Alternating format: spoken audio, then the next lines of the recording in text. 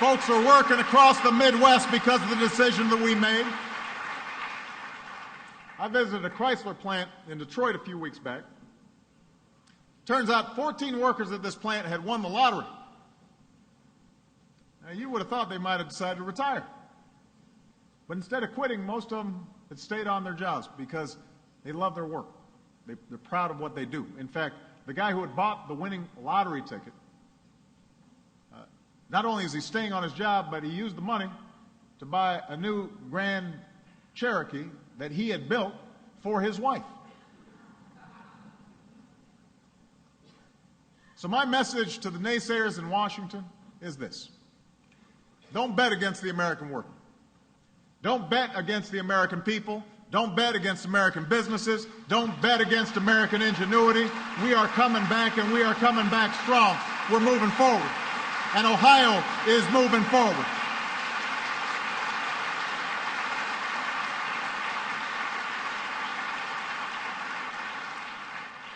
To ensure that our workers can compete with any workers on earth, we are reforming our education system based on what works for our children, not on what works for the status quo.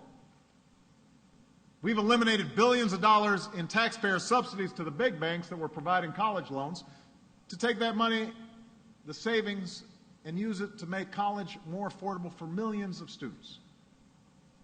To lower the cost for families and businesses, we passed health insurance reform that is finally going to make coverage affordable and stop insurance companies from jacking up your premiums or refusing to cover you just because you're sick.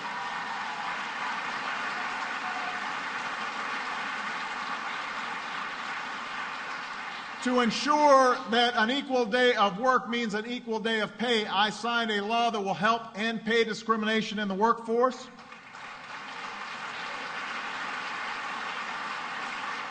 To keep faith with the brave men and women who risk their lives for ours, we are increasing access to health care and benefits and education for our veterans and their families.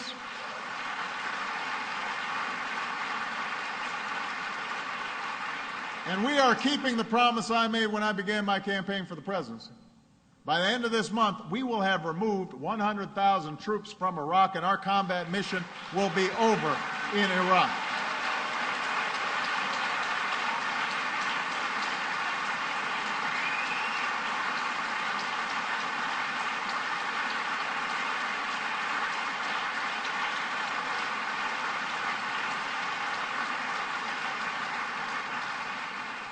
To ensure that a financial crisis like the one we just went through doesn't happen again, we passed financial reform. It provides new accountability and tough oversight of Wall Street.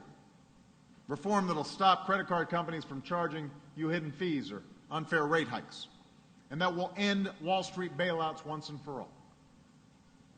All these reforms will make America more competitive in the 21st century. All these reforms are helping to move us forward. And on each of these reforms, we reached out to Democrats and Republicans for ideas and support. But in just about every instance, almost every Republican in Congress said no. They said no to help for small businesses. They're still saying no.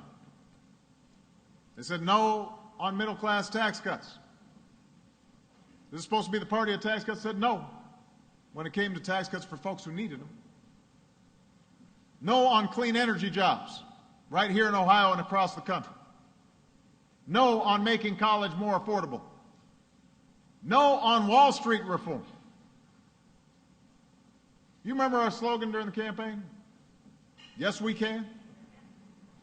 This year their slogan is, no, we can't. It's catchy. It's really inspiring. It puts a little pep in your step. No, we can't. That's their philosophy. And the reason they're saying no is because they won't give up on the economic policies, the philosophy that they've been peddling for most of this decade. And their agenda is pretty straightforward. You cut taxes for millionaires and billionaires. You cut rules for special interests. And then you cut working folks loose to fend for themselves. If you can't find a job, or you can't afford college, or you don't have health insurance, or your child doesn't have health insurance, tough luck, you are on your own. The thing is, we tried this philosophy, remember? For 8 years. And it didn't work out real well. All it gave us was record deficits and the worst economic crisis since the Great Depression. Now, I bring this up not to relitigate the past. I bring it up because I don't want to relive the past. It'd be one thing if Republicans, after y'all voted them out, had said, you know what, maybe our philosophy doesn't work. They'd gone off into the desert and kind of meditated and came back. We've learned from our mistakes. We promised to do things differently this time. We've got some new ideas we want you to try. I would have gladly said, all right, come on, let's work together. But that's not what they're doing. One of the leaders in Congress was asked what his party would do if he took over Congress. He said, we will pursue the exact same agenda as before President Obama took office. The exact same agenda. Now think about that. Basically, they're betting on, between now and November, they're betting on you coming down with a case of amnesia. That's their strategy. They figure you're going to forget what their agenda did to this country over the last 8 years. I was using an analogy. I was talking out in California. Imagine our economy is a car.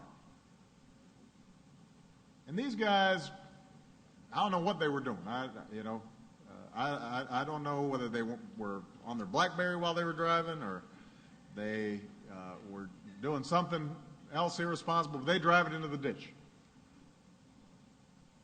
And so me and Sherrod and Mary Jo and Steve and Ted and a whole bunch of folks, we're all putting our boots on and we go down into the ditch. And it's muddy down there and it's hot and there are bugs swirling around and we're pushing on the car trying to get it out of the ditch, putting our shoulder, shoving it, pushing it. And the Republicans are up there looking at us, sipping on their Slurpees. You're not pushing hard enough. You're not pushing the right way. Push harder. And we invite them to come down and help us out, and they just sort of said, no, we don't want to. No, we can't. And then finally we get this car up on level ground, and it's ready to finally move forward. And we feel this tap on our shoulders. And we turn around and it's those Republicans, and they're saying, we want the keys back. Well, no, you cannot have the keys to the car back. You drove it into the ditch. You don't know how to drive. We worked hard to get it out of the ditch. We now want to move forward. We don't want to move backwards.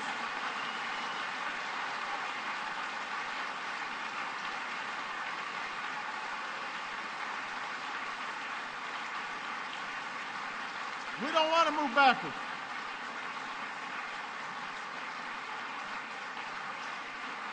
We don't want to move backwards.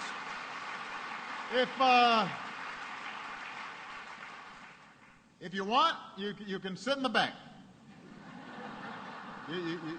We're happy to have you along for the ride. But we're moving forward. And I just want to point out, when you want your car to go forward, what do you do? You put it into D. When you want it going backwards, what do? You put it into R. We don't want to go into reverse. We don't want to go back into the ditch. That's not a coincidence. That's not a coincidence.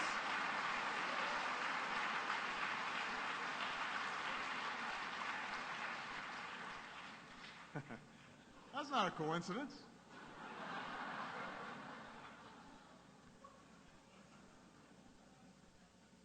Let me tell you what will happen if the other party takes over Congress in November. If you want to know what will happen if the other party takes over Congress, All you've got to do is look what they've done over the last 18 months. On issue after issue, they've sided with special interests over the middle-class families.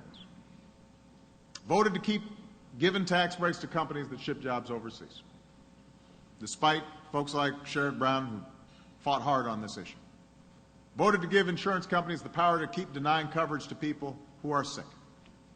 The top Republican on the Energy Committee, you may recall, this is the guy who would be in charge of the Energy Committee in the House of Representatives, apologized after the oil spill to BP. Remember this? He apologized because I had said to BP, you need to set aside $20 billion to make sure that we're making fishermen and small business owners whole as a consequence of your mistakes. This guy, he apologized to BP. He said, oh, the president shook you down.